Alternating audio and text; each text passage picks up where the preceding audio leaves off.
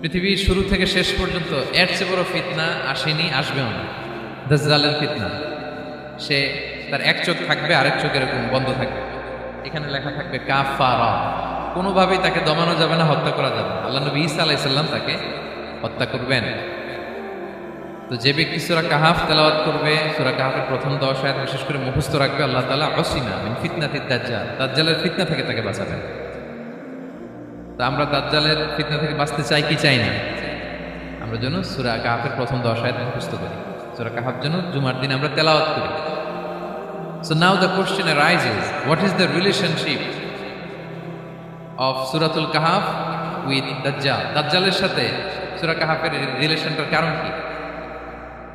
একটা মেকানিজম তো এখানে আছে। এত সূরা থাকতে রাসূল সাল্লাল্লাহু আলাইহি ওয়াসাল্লাম কেন বলেন যে সূরা কাহাফ পড়লে দাজ্জালের ফিতনা থেকে বাঁচবে? কারণটা কি?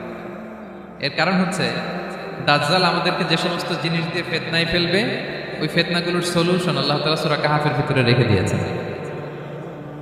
দাজ্জাল 4টা জিনিস দিয়ে আমাদেরকে ফিতনায় ফেলবে। দ্যাটস ট্রায়াল অফ ফেইথ, এক নম্বর। ঈমানের পরীক্ষা সে আমাদেরকে ফেলবে, আমাদের বিশ্বাস নিয়ে ছিনিমিনি খেলবে সে। এটার সলিউশন আছে সূরা কাহাফ, আমি বলবো আস্তে আস্তে। 2 নম্বরে দাজ্জাল আমাদেরকে ফিতনায় ফেলবে দ্য ট্রায়াল অফ ওয়েলথ, সম্পদ দিয়ে সে আমাদেরকে ফিতনায় ফেলবে। 3 নম্বর দ্য ট্রায়াল অফ নলেজ, জ্ঞান দিয়ে সে আমাদেরকে ফিতনায় ফেলবে। 4 নম্বর দ্য ট্রায়াল অফ পাওয়ার, ক্ষমতা দিয়ে সে আমাদেরকে ফিতনায় ফেলবে। দাজ্জাল 4টা জিনিস দিয়ে আমাদেরকে পরীক্ষায় ফেলবে। কয়টা? 1 হচ্ছে ইমানি পরীক্ষা, 2 হচ্ছে সম্পদ দিয়ে পরীক্ষা, 3 হচ্ছে জ্ঞান দিয়ে পরীক্ষা, 4 হচ্ছে ক্ষমতা দিয়ে পরীক্ষা। সে ইমানের পরীক্ষায় আমাদেরকে ফেলবে। সে এসে বলবে আমি তোমার রব, এবং এটা প্রমাণ করার জন্য যা যা দরকার আল্লাহ তাআলা তাকে সব দিবেন। সে সব করতে পারবে। সে বলবে আমি তোমার রব। যদি বিশ্বাস না হয়, তোমার বাবাকে যদি জীবিত করে বিশ্বাস করবে? অনেকে বলবে হ্যাঁ আমার আব্বাকে জীবিত করে দেখেন। তো তার বাবাকে ঠিকই সে জীবিত করে ফেলবে। আসলে শয়তান তার বাবার সুরাত নিয়ে সামনে দাঁড়াবে। আরে তাই তো, এটাই তো আমার বাবা, এটাই তো আমার দাদা। মানুষ ফিতনায় পড়ে যাবে, ইমানের ফিতনায়। সে ভাববে আসলে এটাই বোধহয় আমার রব, এবং তাকে এত ক্ষমতা দেয়া হবে, তার ডান দিকে থাকবে জান্নাত, বাঁ দিকে জাহান্নাম। তার কাছে আল্লাহ এটা দিবে। যে তার কথা শুনবে তাকে সে জান্নাতে ঢুকাবে, কিন্তু জান্নাতে ঢুকে সে জাহান্নামের শাস্তি ভোগ করবে। এটা তার বাইরের মানুষ বুঝবে না, অ্যাপারেন্টলি এটা জান্নাত। আর যে তাকে মানবে না তাকে সে জাহান্নামে ফেলবে, কিন্তু জাহান্নামে ঢুকলেও সে জান্নাতের নাজ নেয়ামত ভোগ করবে। তাহলে এই যে ইমানের ফিতনায় সে ফেলে দেবে আমাদেরকে। তো ইমান কি করে বাঁচাবো, এটা সলিউশন আমি শোনাবো আপনাকে। 2 নম্বরে সে আমাদেরকে সম্পদ দিয়ে ফিতনায় ফেলবে। যার যা লাগবে সে তাই দিতে পারবে, যা লাগবে। সে যদি আকাশকে বলে আকাশ বৃষ্টি দাও, যাকে তারা মানবে ওই এলাকায় বৃষ্টি হবে, সুজলা সুফলা শস্য শ্যামলা হবে, সে সমস্ত এলাকা ফল মূলে ভর্তি হবে, বরকত আর বরকত। আর যে এলাকার লোকেরা, জনপদের লোকেরা তাকে মানবে না, সে বলবে ওখানে বৃষ্টি হবে না, হবেও না। ওখানে খরা, দুর্ভিক্ষ, মাটি ফেটে চলছে, মানুষ না খেয়ে মরছে, মহামারী, দুর্ভিক্ষ দেখা দেবে। তখন বিশ্ববাসী মনে করবে এটাই বোধহয় আমাদের রব। তার মানে সম্পদ দিয়ে ফিতনায় ফেলে দেবে। 3 নম্বর হচ্ছে নলেজ, তার জ্ঞানের কাছে গোটা বিশ্ব হার মানুষ। পূর্বের পরের যত জ্ঞান আছে সব আল্লাহ তাকে দিবে। ইলমুল আউয়ালিন ওয়াল আখিরিন, এমন কোনো প্রশ্ন নেই যেটা দিয়ে তাকে আটকানো যায়। যাই জিজ্ঞেস করবেন সব জানতা, সব বলে দেয়। ভবিষ্যৎবাণী বলে দিবে, বলবে আগামীকাল ওইখানে অমুক দেশে বোমা বিস্ফোরণ হবে, ওইখানে ওখানে দুর্ভিক্ষ হবে, হবে ভূমিকম্প হবে, হবে। সে যা বলবে তাই হবে। তার জ্ঞানের এই বহর দেখে মানুষ ফিতনায় পড়ে যায়। 4 নম্বর হচ্ছে দ্য ট্রায়াল অফ পাওয়ার, ক্ষমতা। তার ক্ষমতার সামনে সব কিছু একেবারে ছিন্ন বিচ্ছিন্ন হয়ে যাবে, এত ক্ষমতা হবে তার। সে যেমনটি বলবে তেমনটি করতে হবে। বাতাসের চেয়ে দ্রুত বেগে সে এক দেশ থেকে আরেক দেশে চলে যাবে। তো তার এই সমস্ত অলৌকিক ক্ষমতা দেখে মানুষ ফিতনায় পড়ে যাবে। এবং এই ফিতনা, এই পরীক্ষার মুহূর্তগুলোতে মানুষ কিভাবে নিজেকে ধরে রাখবে, তার সলিউশন আল্লাহ তাআলা সূরা কাহফে দিয়েছেন। এই 4টা ফিতনা থেকে বাঁচার জন্য আল্লাহ সূরা কাহফে 4টা ঘটনা উল্লেখ করেছেন। কয়টা? 1 নম্বর হচ্ছে আসহাবে কাহফ, যুবকদের ঘটনা, 7 জন যুবকদের ঘটনা। ইমান কি করে বাঁচাবেন, সলিউশন ওখানে। সম্পদের ফিতনা থেকে কিভাবে নিজেকে বাঁচাবেন, এজন্য একজন বাগানওয়ালার ঘটনা আল্লাহ শেখান। জ্ঞানের ফিতনা থেকে কি করে বাঁচবেন, এজন্য আল্লাহ তাআলা মূসা আলাইহিস সালাম এবং খিজির আলাইহিস সালামের ঘটনা সেখানে উল্লেখ করেছেন। আর ক্ষমতার ফিতনা থেকে কি করে বাঁচবেন এটা বোঝানোর জন্য আল্লাহ তাআলা যুলকারনাইনের ঘটনা উল্লেখ করেছেন। চারটা ফিতনা থেকে বাঁচার জন্য কয়টা ঘটনা? চারটা ঘটনা। আমরা তাহলে একটা একটা করে ঘটনা শুনি, আমরা একটু উদ্ধার করার চেষ্টা করি যে কি কি সলিউশন আল্লাহ তাআলা আমাদের বাতলে দিলেন। এক নম্বর হচ্ছে আসহাবে কাহফের ঘটনা। এটা 250 খ্রিস্টাব্দের সময়কালে রোমান সাম্রাজ্যের একজন বাদশাহ ছিল, নাম দাকিয়ানুস। প্রতাপশালী বাদশাহ, পৌত্তলিক, মূর্তির পূজা করে। ঈসা আলাইহিস সালাম বিদায় নিয়েছেন 200-250 বছর হলো।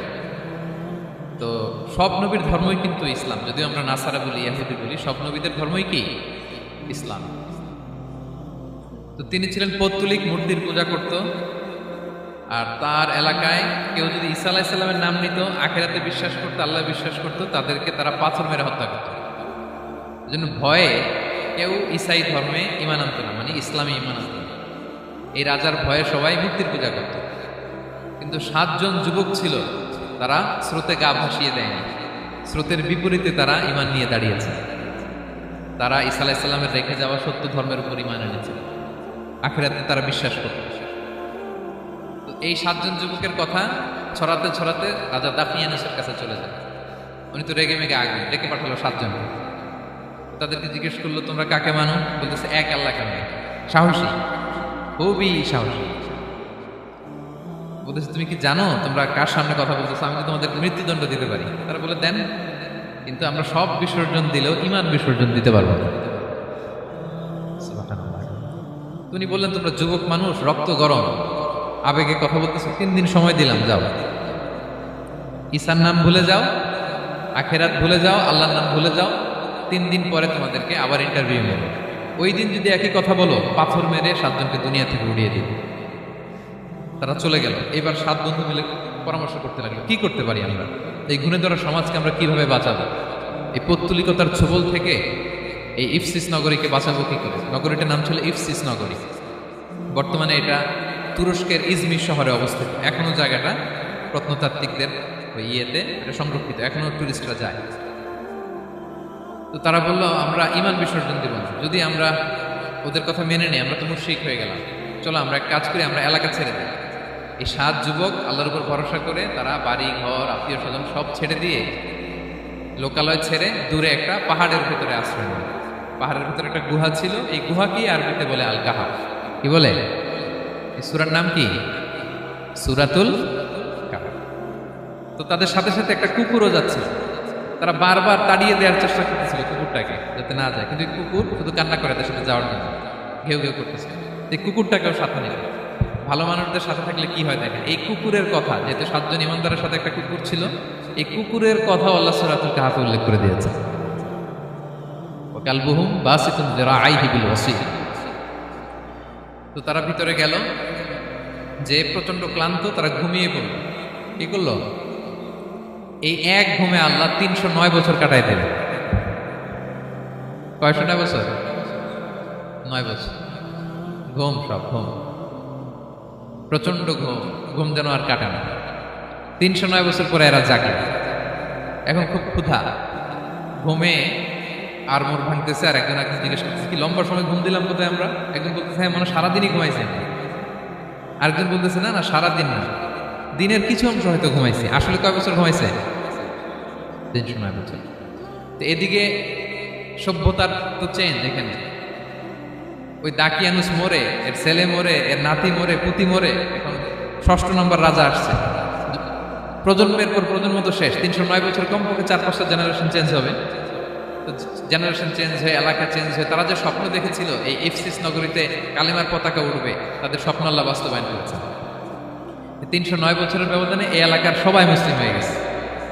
আল্লাহ চাইছিলেন ওদেরকে দেখাবে এটা, যে স্বপ্নটা যে বাস্তবায়ন হয়েছে এটা দেখাবে। ঘুম থেকে উঠছে, একজনকে তারা বললো যে লুকায় লুকায় চাদর মুড়ি দিয়ে কিছু রুটি নিয়ে আসো বাজার থেকে, যাতে তোমাকে না চিনে। চাদর মুড়ি দিয়ে যাও। কিছু পয়সা ছিল, মুদ্রা দিয়ে দিছে। তো সে যে যখন দোকানদারের কাছ থেকে রুটি নিয়েছে আর মুদ্রা দিছে, দোকানদার বলে, এই মুদ্রা কোথেকে আসবে? 309 বছর আগে মালয়েশিয়াতে রিঙ্গিট ছিল কিনা জানি না, যেভাবে ওরা ট্রানজাকশন করতে পারছে এটা ছিল, ওইটা যদি এখন কেউ দেয়, রাজধানী বিলাসে খাবার পাওয়া যাবে? হ্যাঁ। তো রুটিওয়ালা বলে, তুমি বর্তমান সময়ের মুদ্রা দাও, এটা দিচ্ছ কেন? বলতেছে, এটা তো বর্তমান সময়ের মুদ্রা। বলতেছে, এই যে মুদ্রার মধ্যে দেখো কোন সালের সিল দেওয়া, এটা তো শত শত বছর আগে। বলতেছে, কি বলে শত বছর আগে? আমি তো আজকে সকালেই বাজার করলাম, ওই বাজার করে যে টাকাগুলো ছিল ওইটাই তো পকেটে। বলে কি, নিশ্চয়ই তুমি গুপ্তধনের সন্ধান পেয়েছো, হিডেন ট্রেজার। বলো, মানে তার সাথে এদের কথাবার্তা কিছু মিলতেছে না। পরে তাকে ধরে ওই সময়কার রাজার কাছে নিয়ে গেছে। ওই রাজা আবার মুসলিম, সবাই মুসলিম সবাই। সে যা বলে এরাও কেউ বিশ্বাস করে না, এরাও যা বলে এও বিশ্বাস করে না। আর এলাকা এর বাড়ি ঘর আসবে থেকে, এর নাতি পুতি যা আছে 5-6 পুরুষ তো মরে সবাই কবরে। তখন তার কথা শুনে সবাই অবাক। তো এটা মিলানোর জন্য তারা 309 বছর আগে দাকিয়ানুস বাদশার সরকারি যে নথিপত্র, এই পুরাতন ছিঁড়া নথিপত্র তারা বের করে দেখি ঠিকই দাকিয়ানুস নামে এক বাচ্চা ছিল, আর অনেক শত শত বছর আগে মোস্ট ওয়ান্টেড 7 জন যুবক ছিল যাদের ব্যাপারে এক্সিকিউশনের অর্ডার ছিল। এখন দেখে তারা অবাক। লম্বা ঘটনা আমি খুব শর্ট করে বলতেছি। পরে সবাই মিলে তাকে সহ ওই গুহায় গেল। গুহায় যাওয়ার পরে সে বাকিদেরকে ডাকতে গুহার ভিতরে ঢুকলো। আল্লাহ তাআলা 7 জনকে ওইখানে মৃত্যু দিয়ে দিলেন। চিরকালের জন্য এই 7 জন ঘুমায় পড়ল। আর এলাকাবাসী রাজা সহ এখানে তারা একটা মসজিদ নির্মাণ করল। This is the story of আসহাবে কাহাফ। তো এলাকাবাসী যদিও মুসলিম হয়েছিল, কিন্তু আখিরাতের ব্যাপারে তাদের একটা সন্দেহ ছিল যে আসলে মানুষ মরার পরে কি আবার জীবিত হবে, মৃত্যুবরণ করার পরে আবার মানুষ জীবিত হবে। তাদের মনের মধ্যে একটা সন্দেহ ছিল যে আসলে মারা গেলে মানুষ আবার উঠতে পারে। তাদের এই সন্দেহ দূর করার জন্য আল্লাহ তাআলা এই 7 জনকে 309 বছর ঘুম পাড়িয়ে আবার জীবিত করলেন। সুবহানাল্লাহ। তাহলে ঈমান কিভাবে বাঁচাতে হয় এটার প্রেরণা আমরা এই 7 যুবকের কাছ থেকে পাই। এখানে যেটা আমরা শিখি প্রিয় ভাইরা, 1 নম্বর লেসন হচ্ছে আমাদের গুড কোম্পানি লাগবে, রাইটাস পিপল, মানে আমাদের সার্কেলটা ভালো হইতে হবে। তাদের 7 জনের সার্কেলটা খুব ভালো ছিল, ফলে তারা বিপথে যায় না এবং তারা এমন শক্ত সিদ্ধান্ত নিয়েছে যে আল্লাহ তাআলা সেটাতে বরকত দিয়েছেন, গোটা সমাজকে আল্লাহ তাআলা চেঞ্জ করে দিয়েছেন। এটা হচ্ছে 1 নম্বর লেসন। আপনি ঈমান বাঁচাতে হলে আপনার সার্কেল ভালো লাগবে। খুঁজবেন যে এলাকায় যাবেন ওখানে নামাজি সার্কেল কারা আছে, ওখানে জ্ঞানী গুণী সার্কেল কারা আছে, ওখানে ভালো কাজ করতে চায়, একে অপরকে সহযোগিতা করে, কল্যাণের পথের যাত্রী কারা আছে খুঁজতে হবে আপনাকে। খুঁজে ওই সার্কেলে আপনি যুক্ত হবে, তাইলে ঈমান বাঁচানো যাবে। ক্লিয়ার? 2 নাম্বার হচ্ছে conflict between believers and disbelievers it's universal. সত্য মিথ্যার লড়াই এটা চিরন্তন, আজীবন থাকবে। এটা ওনাদেরও ছিল, এখনো আমাদের লড়াই করে যেতে হচ্ছে, আমাদের ভবিষ্যৎ প্রজন্মও করবে। এই লড়াইটা আমরা করে যেতে চাই। কি বলেন? হ্যাঁ, থামা যাবে না? আমরা থামতে আসিনি, আমরা এই লড়াইটা করে যাব। আমরা সত্যের কথা বলেই যাব ইনশাআল্লাহ। বলেন। 3 নাম্বার হচ্ছে যে লেসনটা আমরা পাই, অনেকগুলো লেসন, আমি খুব প্রেসাইজলি বলতেছি। যুবকরা চাইলে একটা সমাজকে পাল্টে দিতে পারে। এই পৃথিবীতে যত বড় বড় বিপ্লব হয়েছে এগুলো যুবকরা এনেছে। তারা হচ্ছে সভ্যতা করার কারিগর। আসহাবে কাহাফ আমাদের এই সময়ের নওজোয়ানদের জন্য প্রেরণা। তারা আমাদের জন্য প্রেরণার বাতি হয়। তারা যেমনি ঈমানকে রক্ষা করেছে, আমাদের যুবকরা চাইলেও তাদের ঈমানি চেতনাদের স্পিরিট দিয়ে সমাজটাকে পাল্টে দিতে পারে। কি বলেন? এখানে বেশিরভাগই তো যুবক। হ্যাঁ, গুড সার্কেলে থাকবেন তো আপনারা? সত্যের পক্ষে সবাই থাকবেন তো? আল্লাহ তাআলা কবুল করুন। আচ্ছা, এবার 2 নাম্বার ছিল সম্পদের ফিতনা, কিভাবে বাঁচবে। আসহাবে কাহাফের পরে সূরা কাহাফে আল্লাহ তাআলা একজন বাগানওয়ালার ঘটনা বলেছে। 2 জন বন্ধু, একজন একটু গরিব, সে বিশ্বাসী, আরেকজন ধনী, সে অবিশ্বাসী। তাকে আল্লাহ তাআলা বিশাল বড় খেজুরের বাগান আর আঙ্গুরের বাগান দিয়েছে, বিশাল অনেক বড় বিজনেস ম্যাগনেট। তো এই সম্পদের অহংকার সে করত। সে প্রায় তার গরিব বন্ধুকে বলতো যে তোর চেয়ে আমার সম্পদও বেশি, সন্তানও বেশি, জনবল বেশি, লোকবল বেশি, অর্থবল বেশি, সব বেশি। অহংকারে তার পা মাটিতে পড়ত না। আর সে আখিরাতে অবিশ্বাস করত এবং সে বলতো যে এই সম্পদ আমারে বাঁচাবে, চিরকাল আমাকে স্মরণীয় করে রাখবে, এই সম্পদ কোনোদিন যাবে না। অনেক বড় বড় ধনীরা আছে, তারা এরকম মনে করে যে আমি এত বড় সিআইপি, আমি এত বড় বিজনেস ম্যাগনেট, এই দিন বোধহয় আর চেঞ্জ হতে পারে না, আমার আজীবনই বোধহয় এত পাওয়ার থাকবে, এত সম্পদ থাকবে। এটা ভুল ধারণা। এটা কি ভুল ধারণা? এই যে তুরস্কে দুর্ভিক্ষ হইল না, আপনারা দেখছেন না যে অনেক সম্পদের মালিক বাড়ি ঘর ভেঙে রাস্তার ফকির। এখন ওই যে রিফিউজিদের জন্য যে খাবার আসছে ওখানে লাইনে দাঁড়াইছে, কারণ এখন লাইনে না দাঁড়ালে খাবারও তো মিলবে না। 1000 কোটি টাকার মালিক ছিল, ভেঙে চুরে সব শেষ। এখন রিলিফের নেওয়ার জন্য দুস্থদের কাতারে ওখানে দাঁড়াইছে, কারণ দাঁড়াইলেই কিছু খাবার পাওয়া যাবে, খিচুড়ি পাওয়া যাবে, তা না হলে তো খাবারটাও মিলবে না। এই যে বঙ্গবাজারে আগুন লাগলো আমাদের বাংলাদেশে, 20টা 25টা দোকান ছিল অনেকের যাদের অন্যান্য বিজনেস আছে তারা হয়তো সার্ভাইভ করতে পারতেছে, কিন্তু এমন অনেক ব্যবসায়ী ছিল সব শেষ, জ্বলে পুড়ে, তার টাকা পয়সা পুঁজি স্বপ্ন সব শেষ। তো ধনীকে গরিব বানাতে আল্লাহর 1 সেকেন্ডও লাগে না। ওই বিশাল প্রাসাদ থেকে টেনে ভাঙ্গা থালা হাতে দিয়ে রাস্তায় নামাইতে আল্লাহ কয় সেকেন্ড লাগে বলেন তো? 1 সেকেন্ডও লাগে। সো এই লেসনটা কিন্তু আমাদের নিতে হবে। এবং ওই ব্যক্তির নসিবে তাই ঘটেছিল। সে যখন অহংকার করতেছিল, আল্লাহ তাআলা আকাশ থেকে উসমান একটা আগুন পাঠাবে। ওই আগুন এসে তার আঙ্গুরের বাগান, তার খেজুরের বাগান, বিশাল মাইলকে মাইল এই বাগান জ্বালিয়ে করে মুহূর্তের মধ্যে সারখার করছে। এবং মুহূর্তের মধ্যে সে পথের ভিখারি, ফকির। এই ঘটনাটা এনে আল্লাহ তাআলা সম্পদশালীদেরকে রিমাইন্ডার দিলেন যে এই সম্পদের ফিতনায় তোমরা পড়ে যেও না। আমরা সম্পদশালী হলে বাস্তবতা অনেক সময় ভুলে যাই। সূরাতুল হুমাযাতে আল্লাহ তাআলা বলেন, ইয়াহসাবু আন্না মালাহু আখলাদা। সম্পদশালীরা মনে করে এই সম্পদ আমাকে চিরকাল বাঁচিয়ে রাখবে, চিরকাল বোধহয় এই সম্পদ আমার হাতে থাকবে। না, এটা হাতের ময়লা, আজ আছে কাল নাই, যে কোনো সময় চলে যেতে পারে। এটা হচ্ছে ম্যাটেরিয়ালিস্টিক আউটলুক, বস্তুবাদী চিন্তা থেকে এই আমাদের ধনী ভাইদের এই সমস্যাটা হয়। ভোগবাদী চিন্তার প্রভাব আর কি। সম্পদ যখন হাতে থাকে ধরাকে সরাজ্ঞান করে, মনে করে যে সবই আমার কন্ট্রোলে। না, আপনারে ওই গরিবের কাতারে আনতে, ওই রিলিফের সম্পদ নেওয়ার জন্য ওই লাইনে দাঁড় করাইতে আল্লাহর 1 সেকেন্ডও লাগে না। এটা খেয়াল রাখতে হবে। আমরা যখন প্রাইভেট কারে চড়ি, মাঝে মাঝে অনেকে এসে হাত পাতে, এদেরকে ছোট করা যাবে না। গল্পটা আল্লাহ ভিন্ন করতে আল্লাহর 1 সেকেন্ডও লাগে। ওইদিকে আমি দাঁড়ায় হাত পাততাম আর উনি প্রাইভেট কারে বসে থাকতো। আল্লাহ চাইলে এরকম করতে পারতেন না? পারতেন। তো এখান থেকে আমাদের জন্য শিক্ষা হচ্ছে, সম্পদ এটা ক্ষণস্থায়ী, আজ আছে কাল নাই। এটা ক্ষণস্থায়ী, এটাকে এভারলাস্টিং মনে করা যাবে না। এভারলাস্টিং হচ্ছে আখিরাত। ওয়ালাল আখিরাতু খায়রুল লাকা মিনাল উলা। আখিরাত তোমার জন্য দুনিয়ার চেয়ে শ্রেষ্ঠ। এবং আল্লাহ তাআলা দৃষ্টান্ত একটা দিয়েছেন যে দুনিয়ার জীবনটা হচ্ছে কামা, ওই পানির মতো, যেটা আনজালনাহু মিনাস সামা, আকাশ থেকে নাজিল করেছি। ওই পানি ক্ষেতের মধ্যে পড়ে ফসল, ফুল ফসল হয়েছে।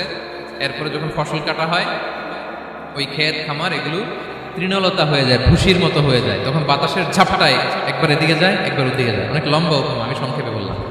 তো শেষ আউটপুটটা হচ্ছে এটা, সম্পদ এটা মুহূর্তেই চলে যেতে পারে। সম্পদ উপার্জন জায়েজ আছে, মুসলিমরা সম্পদ উপার্জন করতে পারবে, কোনো অসুবিধা নাই। আপনি যদি ধনী হন এটা ভালো, ফলে আপনি জাকাত দিতে পারবেন, অসহায় দুস্থদের সহায়তা করতে পারবেন, কন্ট্রিবিউট করতে পারবেন।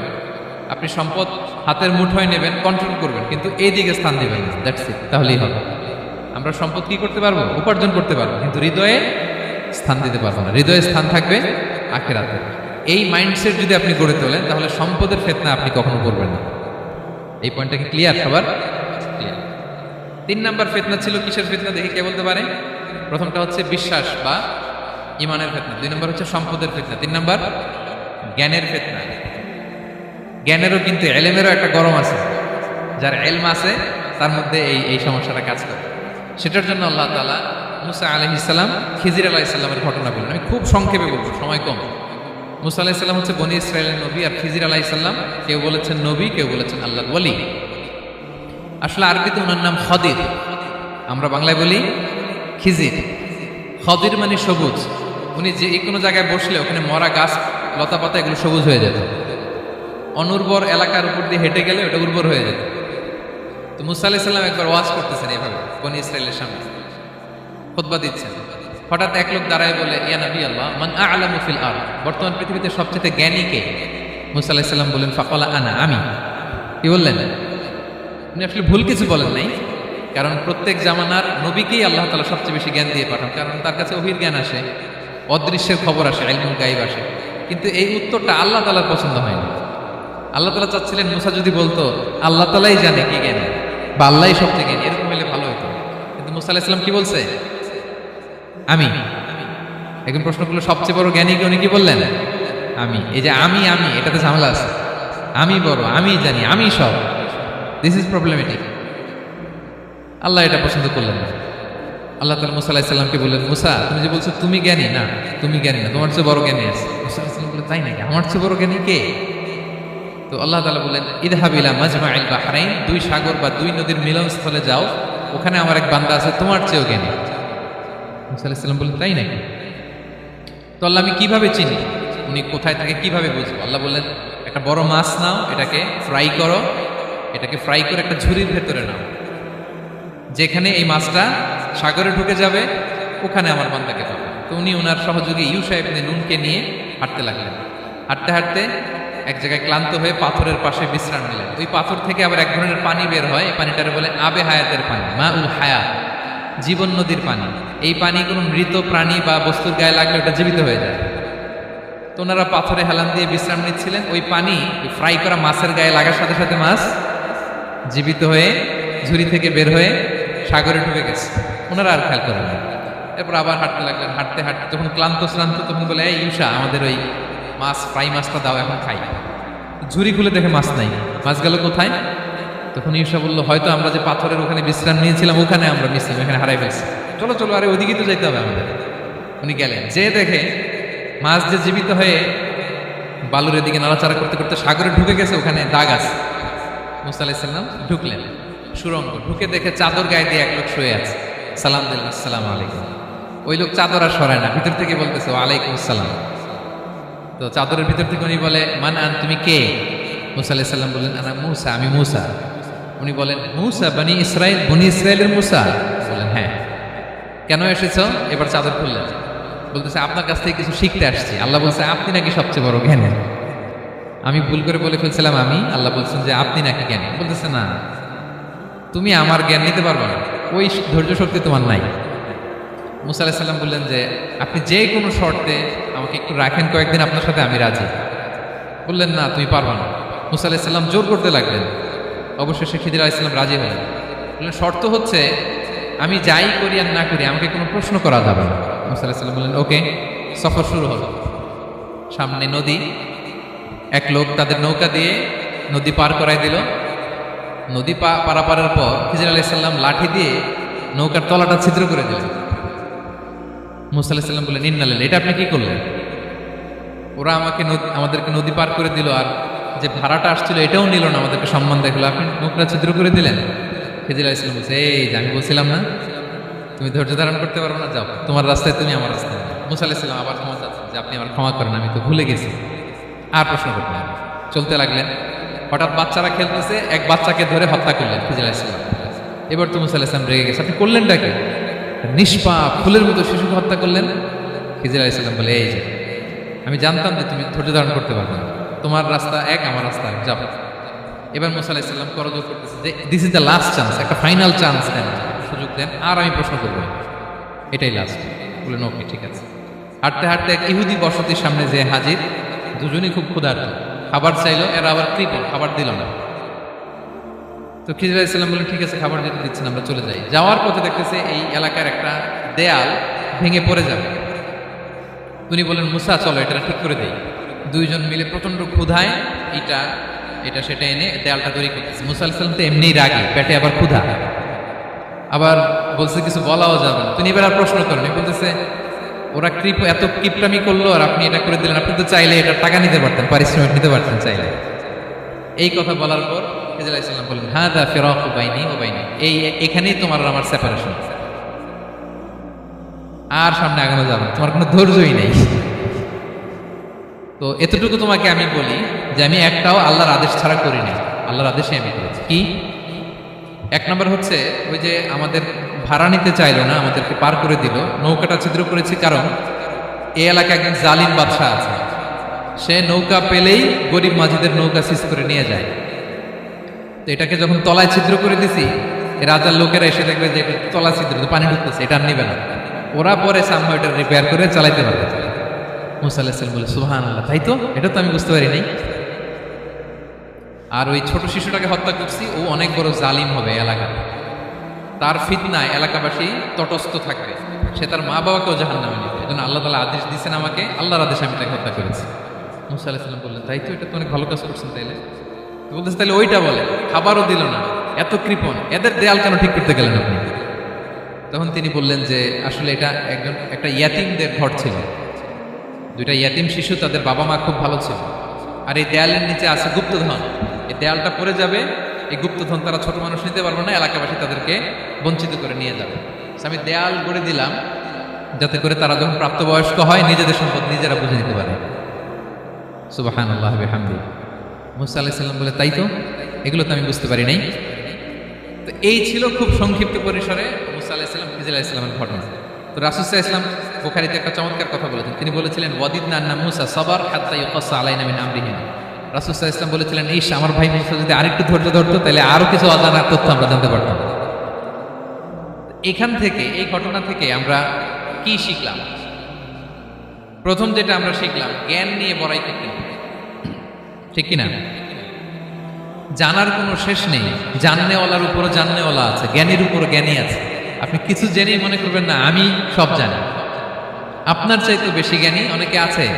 অনেক সময় বক্তার চাইতেও শ্রোতারা অনেক জ্ঞানী। হয়তো এখানে এমন অনেক জ্ঞানী লোক আছে যার ধারে কাছেও আমরা কেউ নেই, হতে পারে। সো আমি সব জানি, এটা ভুল, এটা শয়তান বলে। এটা কে বলে? শয়তান বলে। আবু নাওয়াস একটা কবিতা লিখেছেন, ওয়াকুল লিমান ইয়াদঈ ফিল ইলমি ফালসাফাতান হাবাসতা শাইআন ওয়া গাবাত আনকা আশিয়াউ। কেউ যদি বলে আমি সব জানি, তুমি তাকে বৃদ্ধাঙ্গুলি দেখিয়ে বলো আপনি কিছুই জানেন না, আপনি অল্প কিছু জেনেছেন, জানার এখনো অনেক বাকি। তাহলে মুসা আলাইহিস সালামের এই ঘটনা জিজ্ঞেস করা হলো কে জ্ঞানী, উনি বললেন আমি জ্ঞানী। এরকম কি আমরা কখনো বলবো? না। সবচাইতে বড় জ্ঞানী কে? ওয়া ফাওকা কুল্লি যী ইলমিন আলীম। সবচাইতে বড় জ্ঞানী আল্লাহ তাআলা। সো জ্ঞান নিয়ে আমরা অহংকার করব না। 2 নম্বর যে শিক্ষাটা আমরা পাই, ওই যে নৌকা দিয়ে পারাপার হচ্ছিল, তখন একটা চড়ুই পাখি এসে সাগরের মধ্যে মুখ দিয়েছে। তো খিজির আলাইহিস সালাম বললেন মুসা তুমি কি চড়ুই পাখিটা দেখতে পাচ্ছ? হ্যাঁ দেখতে পাচ্ছি। চড়ুই পাখিটা যে সাগরে মুখ দিয়ে দেখতে পাচ্ছ? হ্যাঁ দেখতে পাচ্ছি।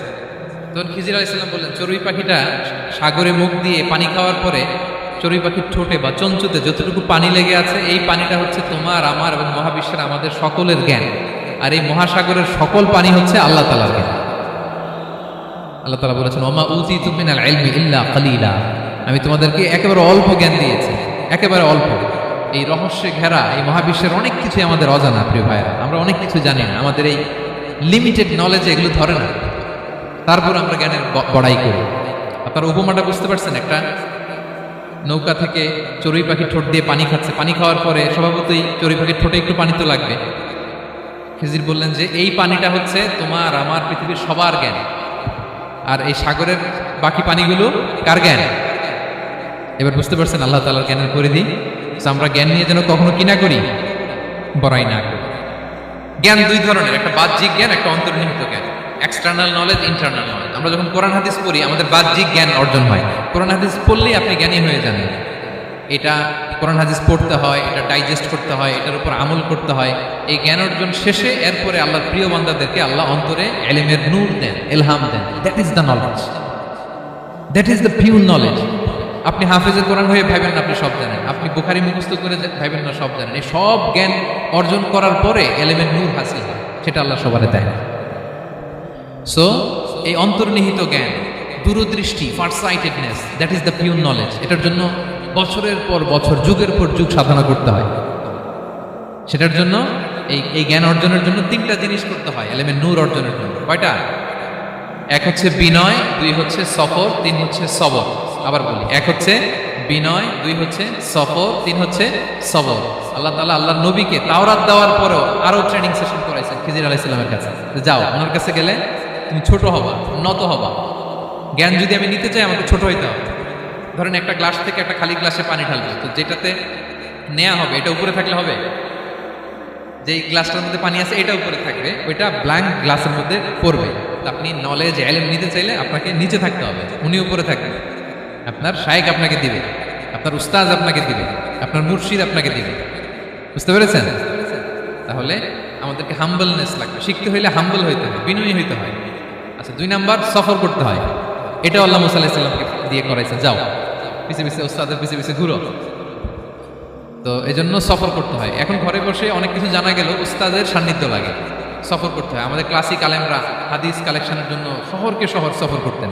এখনো আমাদের আলেমরা দেওবন্দে যায়, মিশরে যায়, মদিনায় যায়। এখানকার মালয়েশিয়ান স্টুডেন্টরা দেশে বিদেশে যে নলেজ অর্জন করে। সফর আপনাকে লাগবে।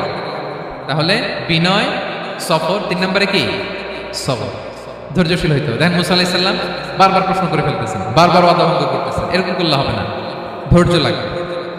ধৈর্যের বলে বলিয়ান হলে তখনই আপনার মধ্যে ইলম আসবে। তাহলে জ্ঞানের ফিতনায় পড়ার আর আমাদের কোনো সম্ভাবনা আছে? আমরা বিনয়ী হব, আমরা জ্ঞান আল্লাহর দিকে ফিরাই দেব। আমরা বলবো উনি সবচেয়ে ভালো জানেন, পারা যাবে তো ইনশাআল্লাহ? আচ্ছা, আমি একেবারে শেষ পর্যায়ে চলে আসছি, 2 মিনিটের মধ্যে শেষ করে দিচ্ছি। 3 নাম্বার ছিল কিসের ফিতনা? 4 নাম্বার ক্ষমতার ফিতনা। এই ফিতনা থেকে বাঁচার জন্য সর্বশেষ আল্লাহ তাআলা জুলকারনাইনের ঘটনা বলেছেন। অনেক বড় বাদশা ছিলেন, পৃথিবীতে 4 জন বাদশা গোটা বিশ্ব শাসন করেছেন, 2 জন কাফির, 2 জন মুমিন। কাফির একজন হচ্ছে নমরুদ, যিনি ইব্রাহিম আলাইহিস সালামকে আগুনে ফেলেছিলেন। আরেকজন হচ্ছে বখতেনাসার, যাকে ইংরেজিতে বলে নেবুচারনেজার দ্য সেকেন্ড, দ্বিতীয় নেবুচারনেজার। তারা কোনো নির্দিষ্ট এরিয়ার বাউন্ডারির বাদশা না, গোটা বিশ্বের বাদশা ছিলেন এই 2 জন কাফির। আর 2 জন বাদশা ছিলেন গোটা বিশ্বকে শাসন করেছেন, তারা ছিলেন মুমিন। একজন হচ্ছে সুলাইমান আলাইহিস সালাম, আল্লাহর নবী। আরেকজন হচ্ছে এই জুলকারনাইন, গোটা বিশ্ব শাসন করেছেন, প্রাচ্য থেকে পাশ্চাত্য সব জায়গায় তিনি গিয়েছেন, ইসলামের বাণী প্রচার করেছেন, জালিমদেরকে শায়েস্তা করেছেন। তো এরকম দিক বিদিক তিনি জয় করতেছিলেন। অনেকে জুলকারনাইনকে আলেকজান্ডার দ্য গ্রেটের সাথে গুলিয়ে ফেলে না। ম্যাসিডোনিয়াতে যে আলেকজান্ডার দ্য গ্রেট ছিল, উনি আর জুলকারনাইন এক নন। জুলকারনাইন হচ্ছে আল্লাহ তাআলার প্রিয় একজন বান্দা, অনেক বড় সাহসী বীর পুরুষ ছিলেন, গোটা বিশ্বে ইসলাম প্রচার করেছেন। করতে করতে করতে করতে অনেক বড় ঘটনা, আমি সব শেষের ঘটনাটা বলি। উনি জর্জিয়া, বর্তমান যে জর্জিয়ার তিবলিসি এরিয়া, এখানে এসে একটা এলাকার সন্ধান পেলেন, যারা ওনাকে এসে বলল যে এখানে একটা জঙ্গলি গ্রুপ আছে যাদের নাম